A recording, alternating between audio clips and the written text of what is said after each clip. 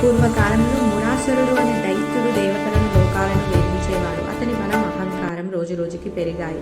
మురాసురుడు బాధల నుండి విముక్తి కోసం దేవతలు శ్రీ మహావిష్ణువుని ప్రార్థించారు.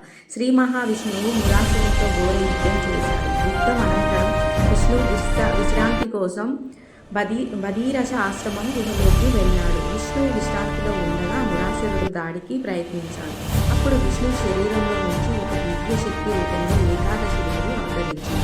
ఏకాదశి దేవి మురాసురుడు సంహరించింది. ఆమె శక్తికి భగవంతుడైన విష్ణుమూర్తి ఆనందించాడు. ఈ తిథి నాడు ఉపవాసం చేసి భక్తితో నన్ను పూజించే వారికి వైకుంఠ లోక ప్రాప్తి కలగాలి అని విష్ణువు వరమిచ్చాడు. ఈ రోజు వైకుంఠం ద్వారం తెరవబడుతుందని విశ్వాసం. అప్పటి నుండి మార్గశిర మాసంలో శుక్లపక్ష ఏకాదశి రోజున వైకుంఠ ఏకాదశిగా భక్తులు ఘనంగా పాటిస్తున్నారు. ఉపవాసం, జాగరణ, విష్ణువు నామస్మరణంతో ఈరోజు ఎంతో భక్తితో విష్ణుమూర్తిని కొలిచిన వారికి చాలా శక్తివంతమైన ఏది కోరుకుంటే అది శక్తిగా వైకుంఠ ద్వారం తెరవబడి